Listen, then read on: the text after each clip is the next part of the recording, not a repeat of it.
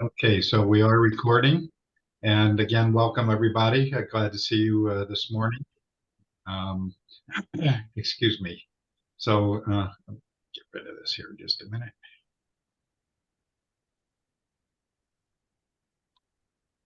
Okay. So there we are, back again. So just want to do a couple of quick things, a couple of housekeeping things. Want to thank again our sponsors, Valley Telecom Group, Care First Health Plan, Khajiit Triad Wireless, and Karen Ziegler Consulting Services. We greatly appreciate it. And those of you who might have some money for sponsorship, we are looking for sponsors, and I'll be glad to share some information with you about that.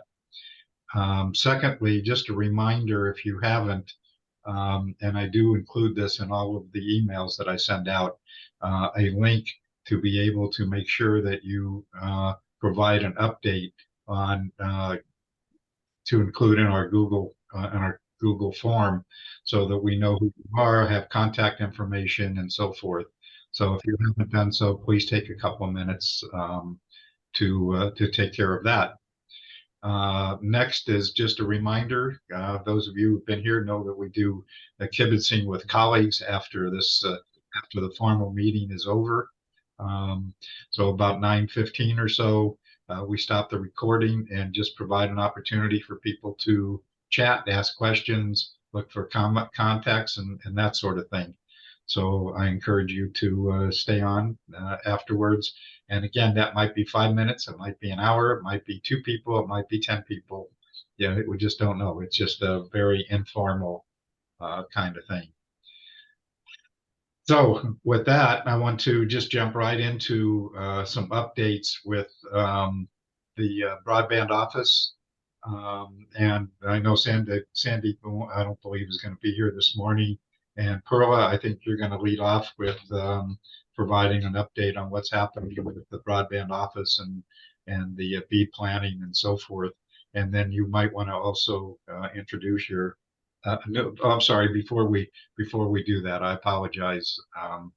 Let me see if who we've got. Do we have any new people who are joining us today besides Vanessa, who we're going to introduce in just a little while? Isaac, I think this might be your first time here, huh? Yes, happy to be here, Pima Community College. Yep. And what is your title over there, Isaac? I am the Chief Information Officer. Yeah. Finally got you here, Isaac. Yes. Glad to be here. This time works. Yeah, good. Monday was didn't. No. Good. Well, glad you're here today. Glad to be here. And anybody else that's new to us today? Okay. If not, let's get back into doing the updates. So Perla, I'm going to turn it over to you. And I'm going to stop sharing. I don't know if you're going to share anything or not. No, I won't be sharing anything, but thank you so much, Steve. First and Sure. foremost, off with introducing Vanessa, because last time I introduced Aaron and we were super excited. So we're super excited about introducing Vanessa.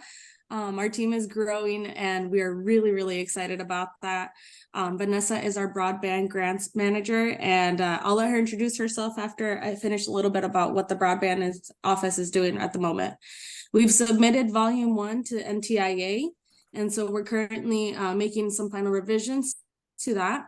Our volume 2 of the initial proposal is still up for public comment and closes on the 6th of December. So if anybody wants to submit any last minute comments there, we're very open to it. We also have, in regards to the timeline for starting the challenge process, we plan to submit everything by December 27th. And we plan to start the pre-challenge process in January, February, where everybody can start pre-registration, and we'll be providing training in those 2 months. In March, we'll open the actual challenge process where communities, ISPs, and carriers have 15 days to rebuttal. And then in August, we'll open the project areas to give everybody just a timeline as to what's going on there. We're currently talking to, well, I'll point out, Crystal is doing really great work when it comes to talking with vendors and the software companies to help build the challenge process for us. So that's the big updates that I have on what's going on the broadband office side. Perla, can you just take a moment and explain a little bit more for people about the challenge process? I know we've had some people, and we got some new people, and if you can just help to explain a little bit about the challenge process. Sure thing. Oh. Sorry, I thought someone was going to talk. Sure thing. So this is where people can go into our challenge portal and challenge the locations on certain areas if they have broadband or not. We're going to be going to counties and cities where we'll be helping them and seeing if their areas, possibly testing like their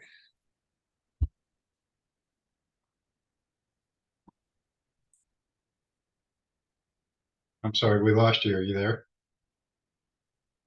You're muted, Perla.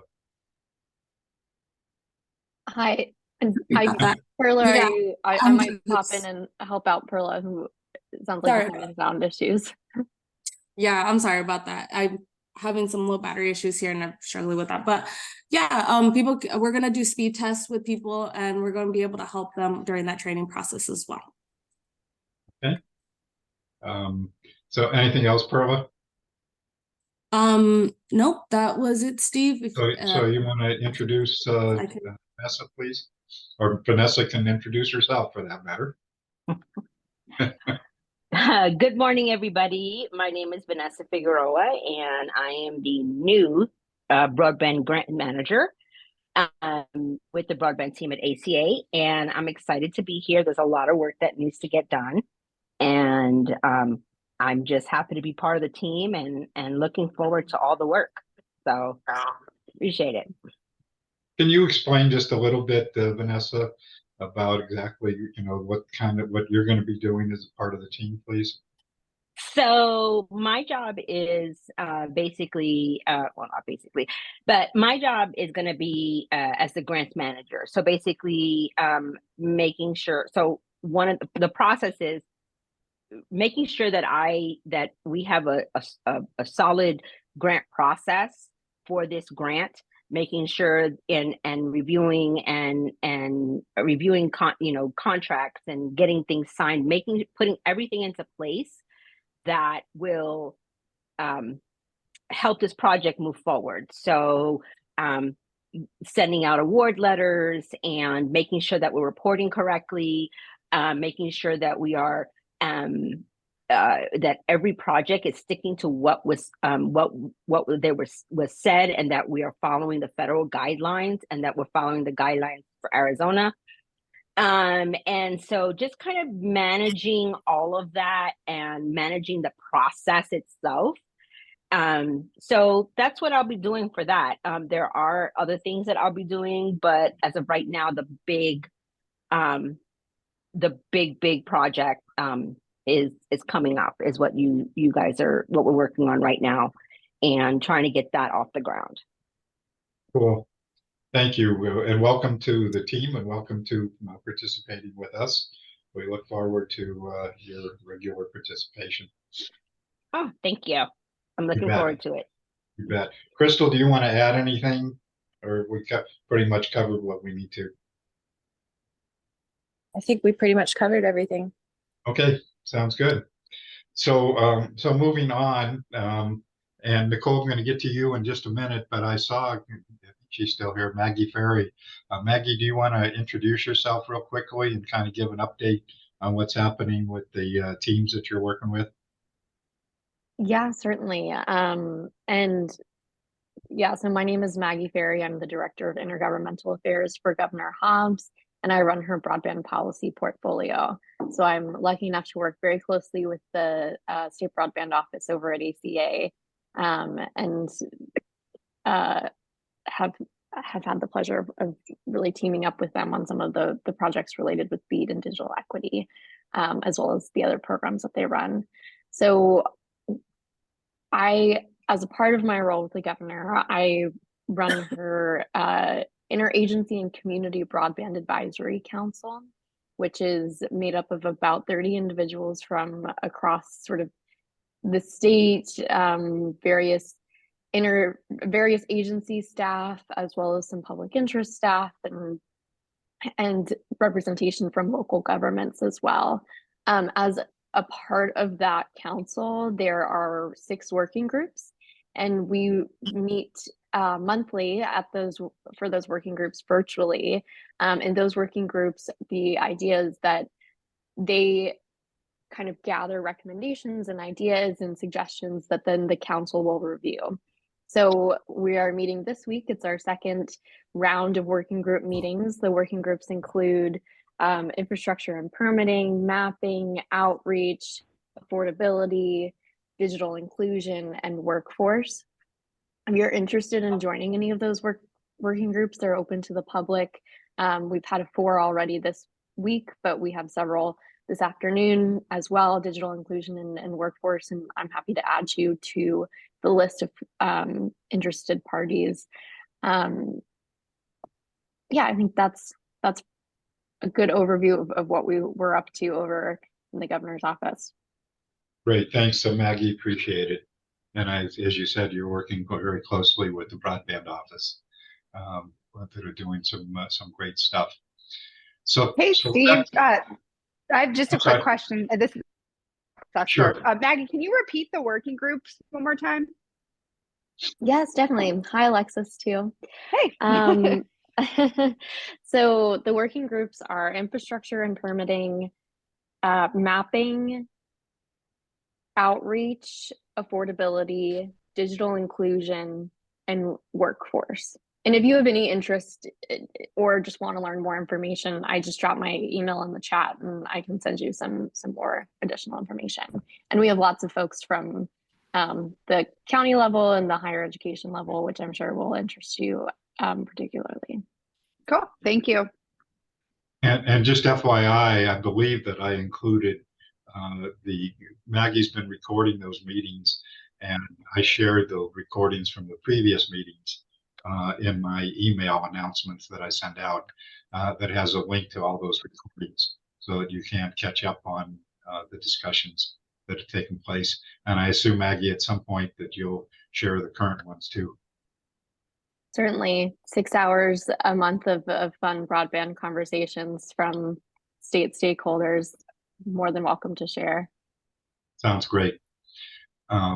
Okay, thank you. So Nicole, I think I saw you online. Do you want to kind of give us a little update from NTIA? Hey, good morning, everybody. I'm Nicole Umaim. I'm the Federal Program Officer with NTIA for Arizona. I live and work in Phoenix here.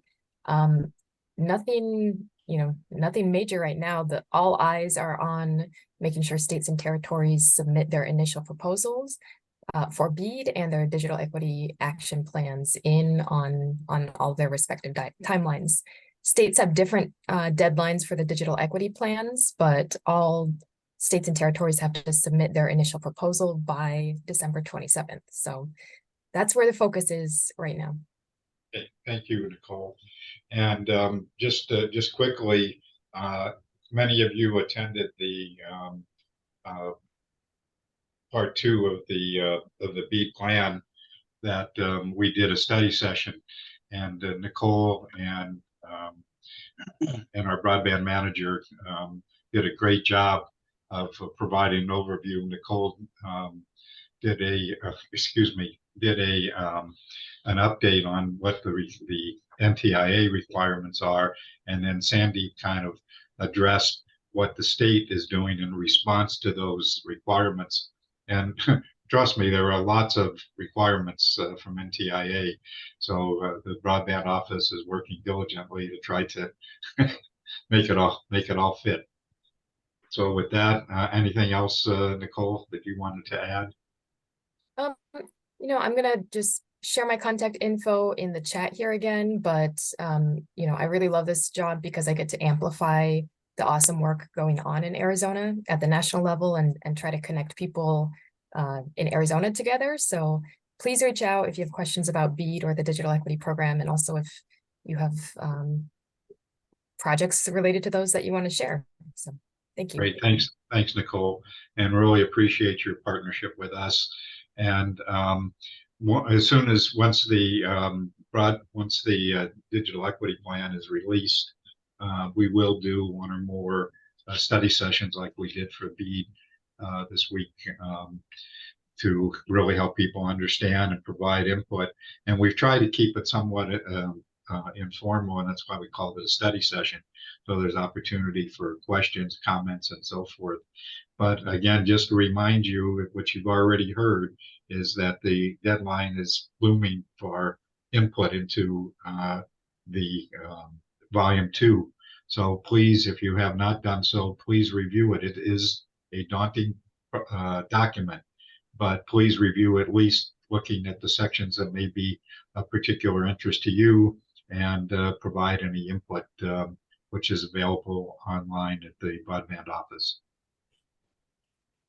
So with that, moving on, I believe ACA, you guys still have, excuse me, 2 open positions that you're trying to fill: the senior broadband program manager and the community engagement outreach specialist. Is that still the case? Yes, that is correct, Steve. Okay. And State Library, Mala, are you guys still looking for digital navigators? I will let Holly answer that question. Okay. Megan is on, and Megan can probably answer that the best, but I think that we are that the applications are being reviewed currently. Is that correct, Megan? Yes, that's right. I tried to turn on my camera. There it goes. We received 29 applications so far. The closing date is today. And that is more applications than we've ever received in the past. And so we've got some really good options. Great. Glad to hear it. And I apologize. So Holly is the director of the State Library. And so thank you, Holly, for being here. Haven't seen you in a little while. So it's always good to see you guys do a great job over at the State Library, which I have said many times. So, so just quickly, as I mentioned, that we did do this special study session. We had about 60 people who joined us. Sandy, as I mentioned, kind of did, well, Nicole did kind of an overview of NTIA's requirements, and Sandy kind of addressed the state. That recording is available, and I will be distributing the link to that recording in case you missed it and would like to catch up on that. So that will be coming up fairly shortly. The other thing that I would like to explore in the future is to have a panel discussion on the role of broadband providers in digital equity and inclusion. We have a number of providers here in the state who are doing, Rory is here, and a number of others who are doing some great stuff at digital equity in addition to providing broadband connectivity. And so I think that's an important discussion, and certainly will be, at least in my opinion, will be a relevant discussion in regard to the digital equity plan. So I hope to be able to do that, probably maybe not till after the first of the year, maybe once the broadband, the digital equity plan is released. So I just wanted to mention that. So any questions about anything? Oh, I'm sorry, Karen, well, I know we kind of, Pearl is kind of doing the updates for you, but did you have anything else that you wanted to add? Karen, are you still there? Okay. So moving on, we have a great presentation. As I was telling Brian, and some of you probably heard my earlier comments, that I'm pleased to welcome Dr. Brian Carter back, who is the principal investigator and director for the Center for Digital Humanities at the University of Arizona.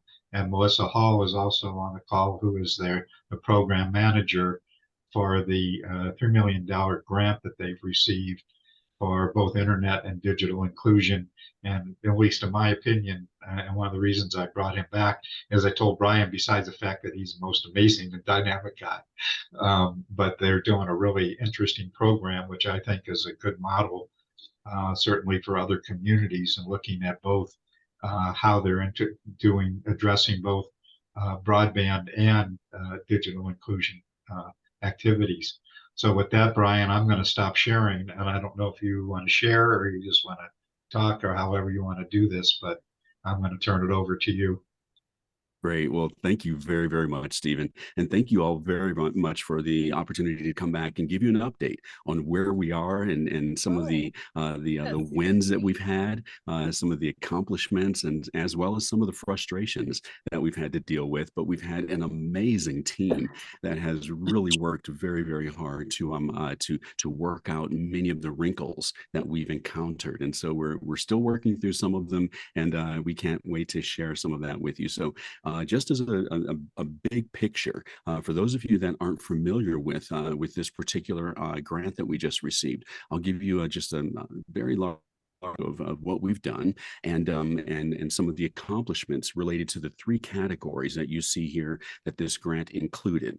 First of all, this grant was one that we applied for a long time ago, and it took quite a while for the award to be made. And there were some things done during that particular time, and that's the reason why I give you that bit of history, because I don't know if that period that the award when the grants are submitted now versus when they are announced or awarded has been shortened, but I think we waited almost 2 years, and so it was quite a while. So some things were done. That being said, we did do some really interesting things here with regards to some of the accomplishments related to this particular grant. The grant incorporated three particular categories. The first was that the university libraries created and expanded a lending library to students from particular demographics that fit into either underserved categories or demographics related to socioeconomic class. And we're really excited that Travis, the lead there, was able to put together a very, very detailed sort of selection criteria for those students. And one of the wins that we had is that all of the students that qualified for this particular lending program, which is one that's really cool because it included a laptop, it included a router, wireless hotspot, headphones, a webcam, and all the things that folks would need in order to connect to the internet and then start receiving some of the content that's going to be delivered over that particular high-speed network. And they can keep that for their entire college career. There's just re-up it and then send it back at the end of the when they graduate.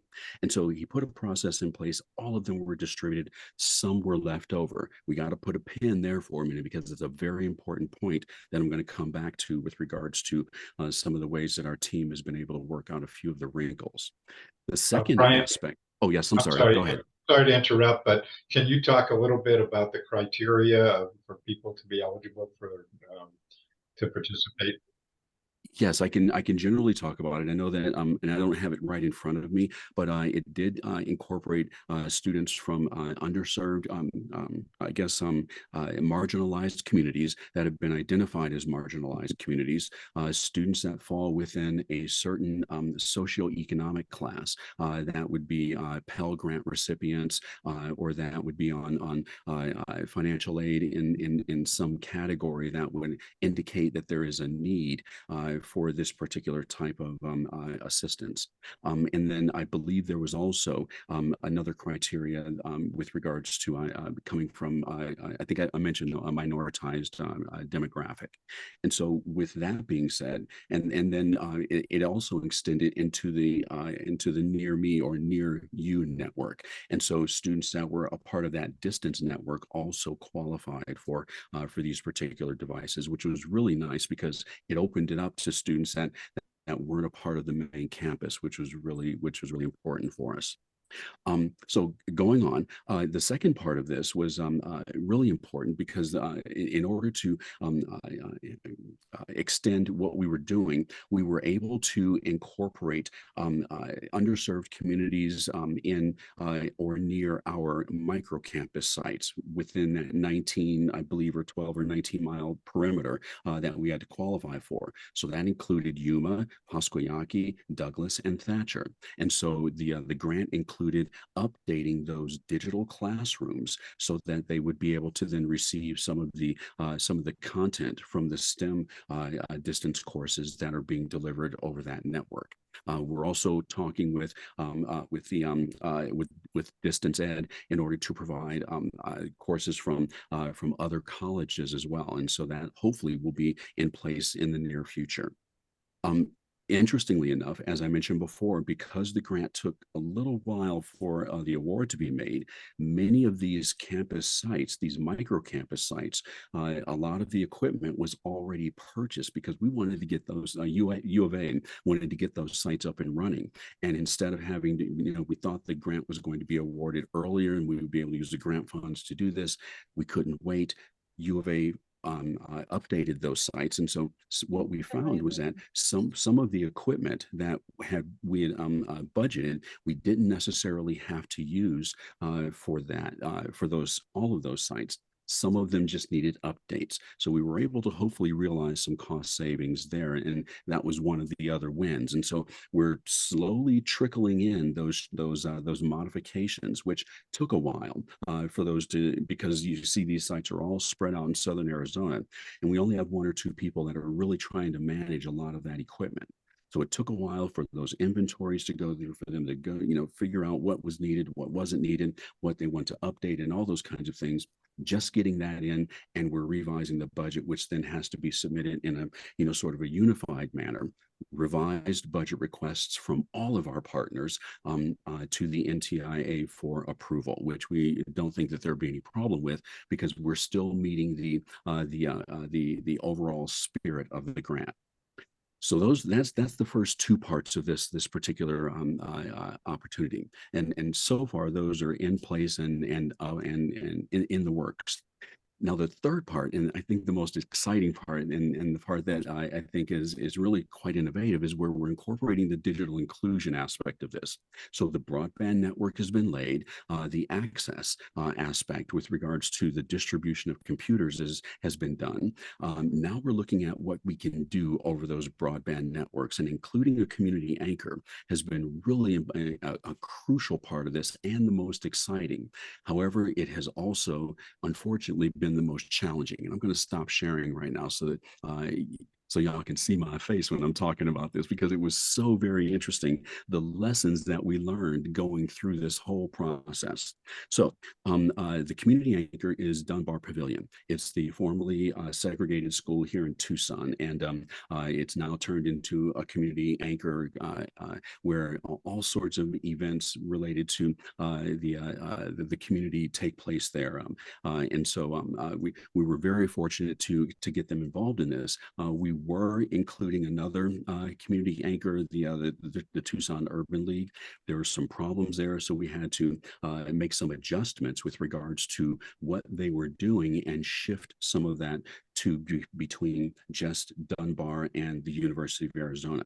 Now, here is once again, when you start thinking about lessons learned, when we think about including a community anchor, it was so important, and I'm so very thankful that we had of course, a very strong and previous relationship with Dunbar. And of course, if we include community anchors, we always do that, but believe it or not, sometimes that's not the case. And I know that Dunbar has been has some memories about different kinds of relationships with different unfortunately university or other academics that have sort of used that particular center as a test bed or microscope, and then as soon as the grant funds were done, they were gone, and then sometimes stuff left, and sometimes things were left hanging. We've all seen examples of that, right? And so I'm just being very transparent. So when we had this relationship with Dunbar, it still is very, very good. And so as a result of that, we are able to work out many of these challenges. Now one of the challenges was that Dunbar, I think, didn't understand, and I'm not sure how that the message was dropped. And it could have been on our side, it could have been, you know, a combination of both. I really don't know. But what we learned was that an organization, if they are a sub-recipient, they have to spend the money and then invoice the university for reimbursement. Now, you can imagine that if an organization, a community anchor, has, you know, limited resources, and they have to then hire people, buy computers, install broadband, you know, do all the networking and all that kind of stuff out of pocket. That is, in many cases, not necessarily possible. And we learned the hard way that that wasn't something that Dunbar was prepared to do. And so our team, I gotta give it to our team. They are so brilliant. We've got a budget management team that, you know, work tirelessly to try and figure out how we can still make this thing work, because we've still got to empower this community. We've got to make sure that this community doesn't, you know, think that we're going to, you know, sort of, you know, grab this money, put it on the university budget, and then you know, the same thing happens where, you know, as soon as that's gone, then, or as soon as the grant's finished, then everything leaves. Equipment might go, you know, services might go, you know, they're left hanging. And we did not want to make that in any way a possibility that anyone would be able to think of. Once again, that long-standing relationship really helped with regards to making sure that that trust was there before any of these things could even be proposed to Dunbar. So what we had to do was, as a result of that, we're having to move funds, you know, in different ways. We're having to, you know, make sure that that Dunbar is able to rest assured that whatever is in place there will stay there after the life of the grant, because, you know, once again, if something is owned by a university or an entity, there is always that fear from the community that if that entity or if individuals within that entity change, then that may threaten the you know, the placement of these items that, you know, are still serviceable. But what happens if, you know, the university or whomever changes their minds and wants that stuff back? So all of these assurances have to be put into place. And so that's what we're in the process of doing now. And we think we've come up with some really good solutions. And so we're now in the process of putting those things into place, finalizing that budget modification, sending it off to NTIA before the Christmas break so we can get all of that approved. And so as we move into the new year, that's when the really exciting stuff is going to begin. So we've empowered Dunbar. And as I mentioned before, many of you, and thank you all so very much, Cindy Hogan, she's been so helpful with regards to making sure that that Dunbar is submitted as an anchor community. And that's so very important, because when we didn't know then that there were so many discounts involved with regards to broadband to the facility, which is going to save Dunbar so much money with regards to the contract that we're going to have to, you know, work out with Cox in order to get broadband, you know, higher speed broadband and stable broadband to the buildings that that are going to house the aspects of the project. So that's really helpful. We've had individuals that have been also helpful with regards to, hey, we can maybe do some STEM programming, or we can do some security programming, or maybe even something on AI, or whatever the case might be. And of course, I think that's all great. But again, as as the PI, the university representative, we can't fly into a community center and say, hey, we're going to do X, Y, and Z. We have to say, hey, these are some options for you. And Frida is so very fantastic. She's the executive director at the Dunbar, and she's taken all these suggestions in, and she's saying, okay, I'm gonna do a community needs assessment and see what my community needs, and that's of course what she should do. And of course we want to support that as much as possible. Like, yes, do that. And as soon as that's done, we'll then be able to, you know, hit the ground running with regards to the types of programmings that are specifically designed for that community. I can't wait to find out. You know, of course, we know generally it's going to be something with health. It's going to be something with workforce development. It's going to be something with creative and productivity development, things like that. But specifically, what are those things? Now, There is going to be an opening of that space after the first of the year. I'm not going to say when that is because they haven't formally announced that. And of course, it's not my place to do that. But as soon as that date is finalized, we'll make sure that everyone here knows. They're going to be doing a grand launch of the space. We'll have some programming in place by then, which will continue to evolve throughout the rest of the year and made available in perpetuity at the center in very, very innovative ways. And that's the very exciting part. So holograms, immersive experiences, think about learning about, bookkeeping and inventories inside of a bank or inside of a business in a 360 immersive experience where you can actually interact with the environment in various ways. A young person is going to be like, I can do that, right? As opposed to, or maybe in addition to, watching that same lesson in a more traditional, sort of experience on the screen. So that's what we're hoping to install there, as well as many other things that Dunbar will identify. That template is what we then hope to be able to share with everyone here so that as we begin to expand these kinds of things around the state, well, at least you'll have the other locations will have at least something to start with as far as a lot of the things that we learned, the lessons we learned, as well as some of the ways that they may include the community or empower those communities to tell their own stories, create their own programming, and access, all the fantastic things that we know are available on these broadband networks, and then share that with one another. So that's where we are right now. We'll know more right after the first of the year, and we can't wait to share what we're doing and to invite you all down and see the Dunbar and really experience some of the ways that this is really going to impact this community. So can't wait to share more. Are there questions, or Melissa, did I leave anything out? So, well, actually, you want to introduce Melissa real quickly? Yes, please. Yeah, sure. Melissa, in fact, why don't you introduce yourself, Melissa? Sure. Good morning. I am Melissa Hall, and I am the program manager for University of Arizona's Connecting Minorities grant, our CAN project that Dr. Carter was just speaking about.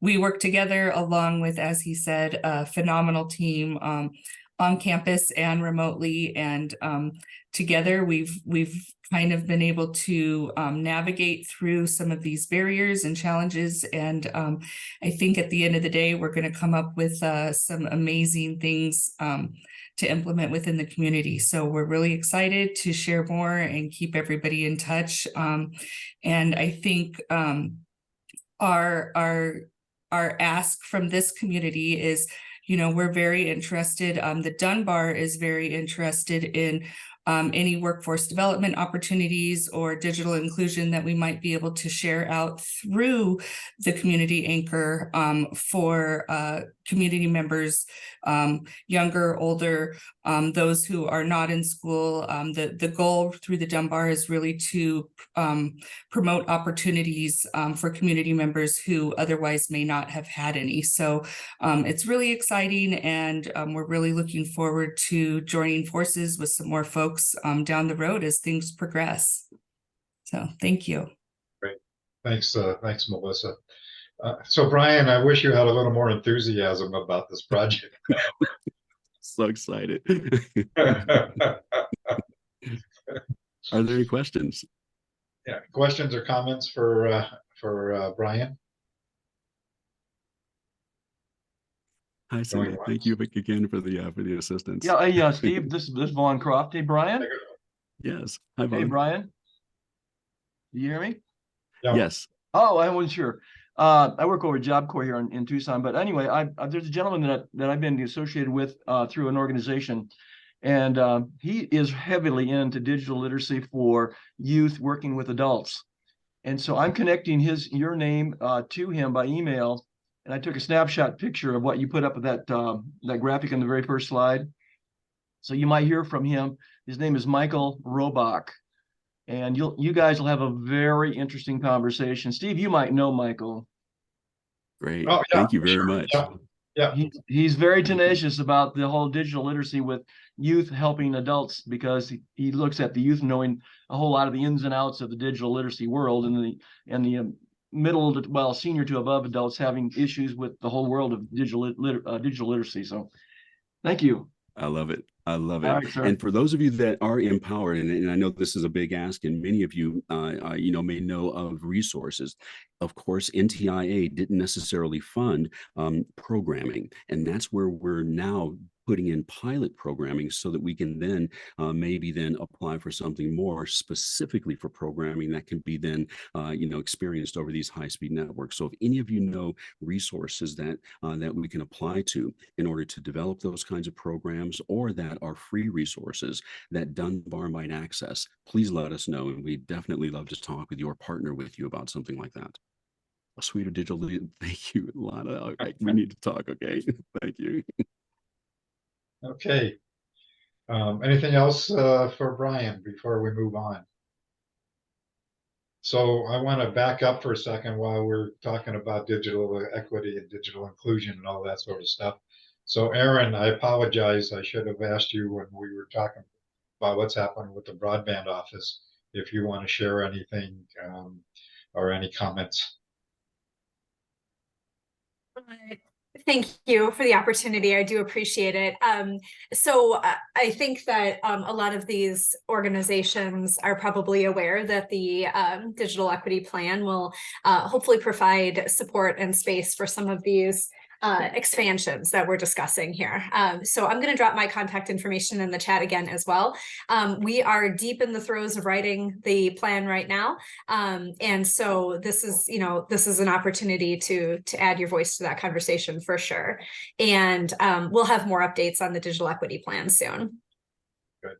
So Aaron, just listening to what Brian was talking about, I think there's a lot of lessons learned that many of the issues we've been talking about in terms of digital inclusion, but I think it was really illuminating about the challenges and dealing with a project this size. On the other hand, I think it's a great example of a community plan.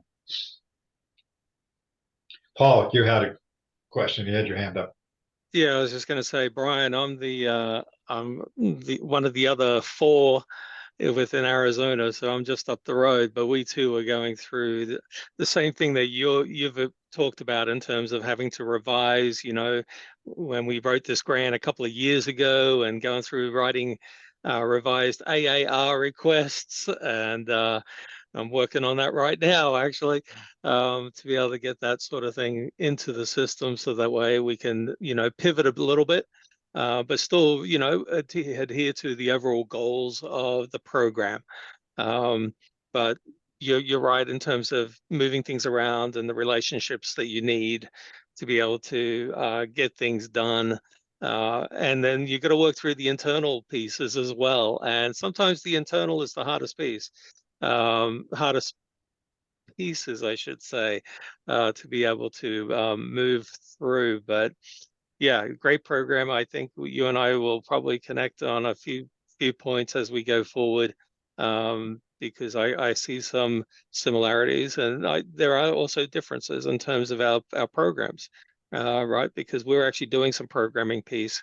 And also looking at a couple of locations for specific enhancements as well. So, but no, good to see you, and great presentation, and yeah, good to see you just down the track, so to speak. Can't wait to talk with you soon. But one of the things that you said here that's so very important, that if there are in-state grants that will be then offered to individuals here, those that are writing those proposals, you see some of the difficulties that we have had so far, and we've got a team that's working on this. You can imagine that if a community center or an underserved group is applying for this, it's going to be so difficult to navigate that system. We got to come up with an easier way to do this, right? There's got to be an easier way for folks to apply for these grants, to still remain accountable, but yet not go through all the hoops that we have been going through collectively. I mean, we jumped through hoops from January all the way to June, trying to get funds approved before we could even spend any money for this grant. I know that, that might seem extreme, but we were going back and forth. I mean, trying to get things in, and one thing wasn't right. And believe me, I got a very talented team, and they didn't know. And there were personnel changes at NTIA in Washington, and all these things. I mean, they were learning the ropes. So I think that hopefully the next time that this is announced, or if there are any internal ones, that there's got to be a way that we can address, making this accessible. We're talking about accessibility. This process has to be more accessible too, if possible. Hi, I just wanted to comment really quick. It's Vanessa from the broadband team and the grants manager. I didn't introduce myself. I don't think you met me earlier, but so that's actually what I'll be doing, is that I want to be able to take whatever, opportunities that, the state offers, or the federal government offers, and really take it from pre-award to post-award to closeout, and to make that flow simpler, and have a constant process. Make sure that there's a standard process, and that everyone follow that process, and it's not cumbersome to the organizations that are applying. Cool. Okay. So, anything else for Brian? Okay. I'm going to share my screen again for a minute. Make sure I didn't miss anything. So I wanted to mention that next week, I didn't put it on the agenda here, but next week we are having a presentation from the Arizona Economic Recovery Center, Grants Resources. And they have been here a couple of times in the past, but I have asked her to come back again. And it's a very timely issue right now, because what we're hearing as we're moving ahead with our planning is that we have a number of, particularly a number of small communities here in the state who don't have IT people, that don't have people who can do grants planning and all of that sort of stuff. And so the Economic Recovery Center has people on staff and funding to be able to hire consultants to help communities with planning, and not just for broadband, that they do economic development and a number of other kinds of things. And so, and it's not just the community planning, but they can also help individual organizations with doing their planning, writing grants, and actually helping to manage those grants after you've received the funding. And so we're going to hear from them again. They are like Brian, I think the only organization that we've had present for a third time, but it's a very important resource, in my opinion, for all of you. And I think it'll be particularly important down the road as we move into the digital inclusion space, of helping some of the smaller organizations to be able to write grants and so forth. So I encourage you all to plan to be there next week. So moving on, some updates. Mala, Holly, any other updates from the state library? I can give you a small update. I have to hop off. Please introduce yourself. I'm Mala Muralidharan. I am the state E-rate administrator for public libraries. I work on the E-rate program, and I want to give you a brief update on the tribal E-rate assistance. I do have to hop off at 9 o'clock, so I'm going to make this real quick. The tribal E-rate assistance program, there is a pilot program that USAC has introduced, and this is to provide one-on-one support, training, hand-holding through the application process, the long application process for E-rate, and the application is still open. I will put the link in the chat so you can copy that. And if any of the tribal entities are interested, they can participate. And for the purposes of E-rate, tribal has been defined as anything under the Bureau of the Indian Education, BIE, or operated by a tribe, band, nation, or other tribal groups. It does not have to be recognized by the state library as it used to be before. Tribal colleges and tribal college and university, if they are open to the public, free of cost, if they are serving the public, then they are eligible for E-rate as well. And any of the tribal entities that have computers that are offering information to the public, as long as they have their open hours advertised and they have a staff that can help people log in, operate the computers, or find information online or physical books, they are eligible for the pilot program as well as for E-rate. Of course, it is on a first come first serve basis. They do have limited capacity to accept people for the pilot program, but there is no limitation on which tribal entity can apply as long as they fulfill the eligibility criteria. There's also a budget increase for the tribal entities as compared to the other urban libraries. Their discount rate for especially the internal connections, the category 2 has been increased from 85 to 90%. So they will have to put in only 10% of their budget to do any internal connections once they get the internet to their door. And those internal connections involve routers, hubs, switches, any wiring upgrades, all of that. The floor for that has been increased from 25,000 for other libraries to 55,000 for tribal libraries. And this is a 5-year budget. They can spend that 55,000 anytime during the 5 years that after they apply. And that's calculated based on the square footage of the building that is used as the library. It's calculated at the rate of $4.50 per square foot. And that's, and like I mentioned, the floor, the minimum amount that they are eligible for is $55,000. So please, if you know of any entities that are interested in the pilot project, they can contact me or contact USAC directly, and I will walk them through the process to enable them to get into the pilot program. Back to you, Steve, unless there are any questions. Okay. Any questions for Mawa? So Holly, do you have anything else that you want to add?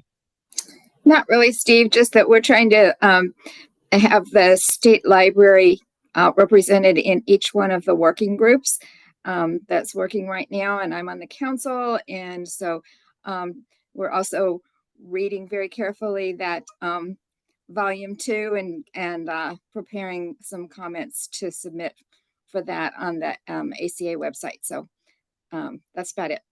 Okay, thank you, Holly. Mala, is there anything that's happening with the telehealth and libraries project? I know you got to jump off here pretty quick. Right now, it's on hold until we fill the position, and we'll move forward once that's done. Okay, thank you. Okay, I know Janet's not here today, but I'm glad to welcome Karina Jones back. Karina, you still here with us? I am with you, Steve, and no updates on my side, just catching up as I mentioned before. Okay.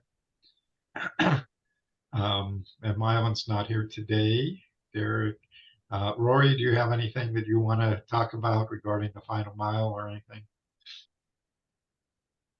Well, final mile is effectively completed. We're still doing installations out in our location. It's hard to hear you, Rory. That's kind of update. That's kind of ongoing. We are working with a Sun Corridor Foundation, and I think I just got an update that the first couple of weeks we're up to about 50 users, so several installations scheduled. So that's moving much quicker that was in New York. So that's pretty much it at the moment. Most of the areas are around Maryvale. The Isaac School District. Okay. Excuse me. Anything else, Rory, before we move on? No, I'm good. Thank you. Okay. Cindy Hogan, you want to do a quickie update on Digital Inclusion Network? Sure. I'm Cindy Hogan. I'm the chair of the Arizona Digital Inclusion Network, ADIN. We're a nationally affiliated statewide coalition of digital inclusion practitioner organizations and individuals in Arizona working to close the digital divide in our state. We meet every other Thursday. I'll put the information in the chat if you want to get a link to that meeting. This week we are talking about our comments for the BEAD initial proposal volume number 2. And we're also going to start sifting through how we want to address making comments on the digital equity plan that comes out on December 11th. It's I'm told it's a very large document, so we're trying to get a head start on how we can best approach it, whether it's breakout groups, taking different sections. So I will put my information in the chat, and if anybody wants to be in touch, they can do that through my email. Thank you. Okay, thank you. Nubia, are you still online? Nubia, are you still there? Apparently not. Elena, do you have anything that you want to talk about in terms of updates and projects you're working on? Thanks, Steve. Not really. We're just continuing our work through schools, trying to kind of determine what the next steps are with ACP, really pivoting to low-cost providers, or low-cost plans that providers may have if ACP goes away. So we're trying to figure out the messaging around that, et cetera. But really, yeah, no update. Just I can tell you that in October, we reached over 20,700 families just through the schools to get them either signed up for ACP or information about ACP. And then also, sharing our digital literacy materials with these families. So that's about it. Okay, thank you, Elena. Elena, this is Cindy. Do you have any updates on how the length of time that ACP is going to be alive? Well, yes, no, no, that's the $6 million question. Yeah. For everybody, and everybody that I've spoken with, including some folks from higher level folks at the FCC, is things are progressing in terms of helping, in terms of keeping the program alive.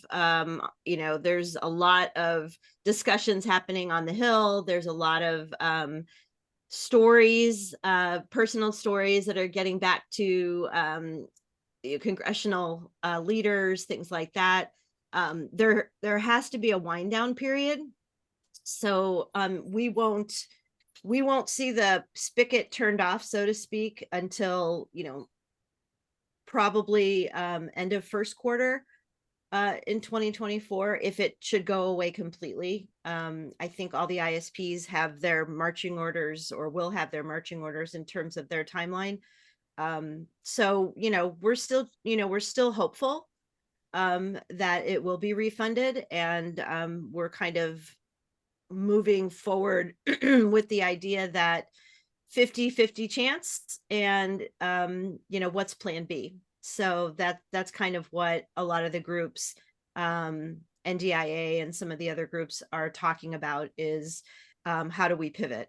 And so yeah, so I wish I had a better answer for you, but I don't at this point. That's great update. Thank you so much. Thanks, Elena. So there's a couple of people who have joined us that are new. Ricky White, do you want to introduce yourself real quickly?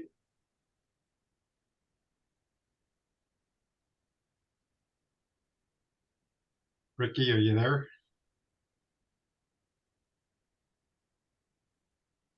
Okay.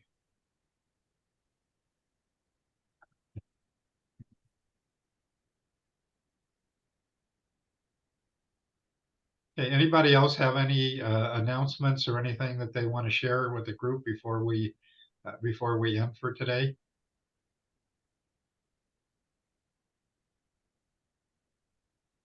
Going once, going twice. Then I believe we might be done for today. Okay.